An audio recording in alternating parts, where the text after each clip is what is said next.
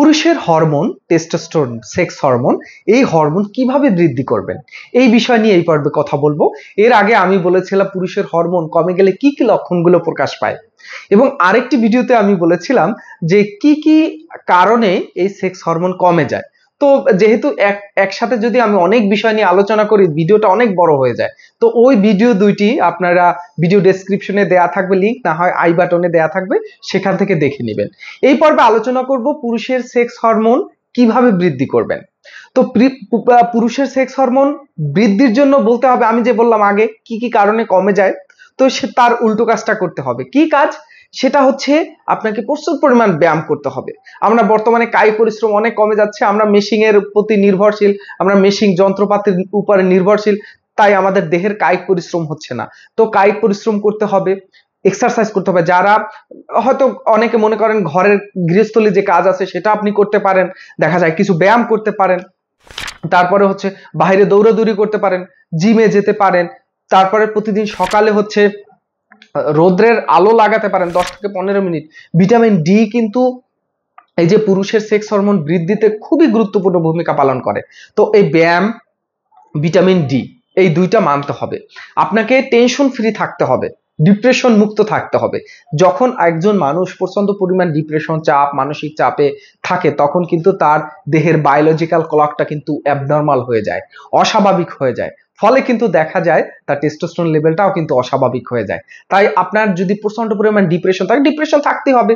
আমাদের সামাজিকভাবে হোক, পারিবারিক হোক ভাবে হোক বা অর্থনৈতিক ভাবে হোক, আমরা তো অনেক ডিপ্রেশনে থাকি অনেক সময়, কিন্তু এটাকে ম্যানেজমেন্ট করতে হবে। কিভাবে? আপনি যে ধর্মেরই হন না কেন সেই ধর্মের অনুসরণ করবেন, নামাজ পড়বেন। আপনি যদি অন্য ধর্মের হয় তো অন্য ধর্মের পালন করবেন, এবং সাথে সাথে কি করবেন, একটু মেডিটেশন করতে পারেন, একটু ইয়াগা করতে পারেন। তাহলে দেখা যায় আপনার এই ডিপ্রেশনটা ম্যানেজমেন্ট হচ্ছে। এই ডিপ্রেশন ম্যানেজমেন্ট করতে হবে, এবং তার সাথে সাথে কিন্তু আপনাকে নিউট্রিশনাল যে ফুডগুলো রয়েছে, আমরা জানি carbohydrate, fat, protein, vitamin, minerals, water, এই 5টি খাদ্য পুষ্টি উপাদান রয়েছে। ওয়াটার মিলে হচ্ছে 6টি। তো এই পুষ্টিগুণ সম্পর্কে আপনাকে ধারণা নিতে হবে।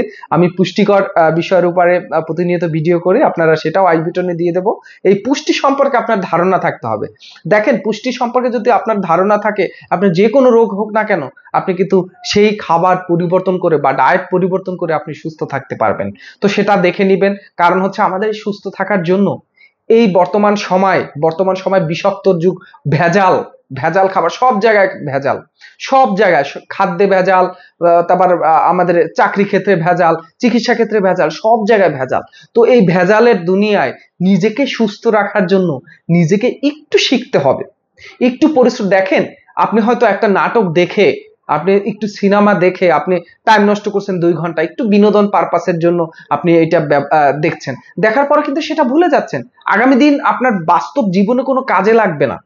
এই যে আপনি নাটক দেখে, সিনেমা দেখে সময় নষ্ট করে, বন্ধুদের সাথে আড্ডা দিয়ে যে একটু বিনোদনের জন্য যে সময় নষ্টটা করছেন, অবশ্যই আড্ডা দিবেন, আড্ডা দিতে হবে মেন্টাল স্যাটিসফ্যাকশনের জন্য, একটু ঘুরতে যেতে হবে, ফ্যামিলির সাথে ঘুরতে যেতে হবে, সেটাও আমাদের মনের খোরাক এবং এই টেস্টোস্টেরন বৃদ্ধিতে ভূমিকা রাখে। কিন্তু অযথা সময় নষ্ট করে আপনি সেটা করবেন না। এই সময়টুকু উচিত একটু ফুড নিউট্রিশন সম্পর্কে জানা, একটা খাতায় নোট করে রাখা, কোন খাবার কোন ধরনের পুষ্টিগুণ রয়েছে, কোনটা কার্বোহাইড্রেট, কোনটা প্রোটিন, কোনটা ভিটামিন, কোন খাবার খেলে খারাপ, কোন খাবার খেলে ভালো। এই বিষয়টা যদি জানেন, আপনার যে কোনো রোগ হোক না কেন আপনি সুস্থ থাকতে পারবেন। তো এই ফুড নিউট্রিশন সম্পর্কে ধারণা থাকতে হবে, শাকসবজি বেশি পরিমাণ খেতে হবে, বাইরের প্রক্রিয়াজাত খাবার খাওয়া যাবে না। কোম্পানি যেসব খাবার তৈরি করে, যেরকম পিৎজা, বার্গার, স্যান্ডউইচ, এই বাইরের খাবার এবং সকল প্যাকেটজাত খাবার, কোল্ড ড্রিঙ্কস হোক, বিস্কুট হোক, যে কোনো কেক হোক, বাইরের এসব খাবার খাওয়া যাবে না। এবং বেশি পরিমাণ যে যারা স্মোকিং করছেন, এই স্মোকিং করা যাবে না, বাইরের প্রক্রিয়াজাত খাবার খাওয়া যাবে না, ঠিকমতো ঘুমাতে হবে, ব্যায়াম করতে হবে, তাহলে আপনার এই সেক্স হরমোন বৃদ্ধি পাবে। তো এই বিষয়গুলো যদি মানেন তাহলে আপনার টেস্টোস্টেরন বৃদ্ধি পাবে। তবে আপনার যদি কোনো শারীরিক সমস্যা থাকে, আপনি যদি থাইরয়েডে কোনো সমস্যা থাকে বা আপনার যদি বা কোনো রোগ থাকে, ক্রনিক রোগ, দীর্ঘদিন ধরে এই সমস্যা আছেন, টেস্টোস্টেরন লেভেল শুধুমাত্র এ কারণেই বৃদ্ধি হচ্ছে না যে দেখা যায় শুধুমাত্র আপনার অন্ডকোষে সমস্যা থাকলে, দীর্ঘদিন ধরে আপনি হস্তমৈথুন করেছেন, দীর্ঘদিন ধরে আপনি অন টাইম মেডিসিন খেয়েছেন, দেখা যায় আপনি হস্তমৈথুন করে জীবনটাকে শেষ করে দিয়েছেন। হ্যাঁ, আপনার যে হস্তমৈথুন অতিরিক্ত দেখা যায় 2 বার 3 বার করে হস্তমৈথুন করে আপনার প্যানিসের ক্ষতি করেছেন, অন্ডকোষের ক্ষতি করেছেন, তাহলে কিন্তু আপনি এই লাইফস্টাইল পরিবর্তন করলেও দেখা যায় অনেক ভালো ফলাফল পাবেন না। সেক্ষেত্রে আমাদের কাছে আসলে আপনি কিভাবে, কেন এই টেস্টোস্টেরন লেভেল কমে গিয়েছে সেটা সম্পূর্ণ আপনার হিস্ট্রিটা নিব। দেখেন, একজন মানুষের ওজন কারো বেশি কারো কম, কেউ হচ্ছে কায়িক পরিশ্রম করে, কেউ করে না। হ্যাঁ, দেখা যায় কেউ অফিসে থাকতে থাকতে মোটা হয়ে গেছে, কেউ আবার কায়িক পরিশ্রম করে। তো এক একজন ব্যক্তি ভিন্ন, তাদের রোগ ভিন্ন, তাদের এই টেস্টোস্টেরন লেভেল কমে যাওয়ার কারণও ভিন্ন। তাই আমাদের কাছে আসলে সঠিক হিস্ট্রিটা নিয়ে সবকিছু জেনে সেই অনুযায়ী তাকে গাইডলাইন দিতে হবে যে আপনার এই কারণে টেস্টোস্টেরন লেভেল কমে গিয়েছে, এইভাবে আপনি জীবনযাপন করবেন। তো আমি বসি মিরপুর 10 কাজীপাড়াতে। কিছু কিছু ক্ষেত্রে কিন্তু দেখা যায় মেডিসিনেরও প্রয়োজন হয়। যেহেতু আমি হোমিওপ্যাথিক একজন চিকিৎসক, হোমিওপ্যাথিক মেডিসিনের সাথে সাথে লাইফস্টাইল মডিফিকেশন এবং নিউট্রিশনাল গাইডলাইনের মাধ্যমে চিকিৎসা করে থাকি। আপনারা চাইলে সরাসরি এসে আমার সাথে এখানে দেখা করতে পারেন, কাজীপাড়া হোমিওপ্যাথিক ফাউন্ডেশন হাসপাতাল, ঢাকা।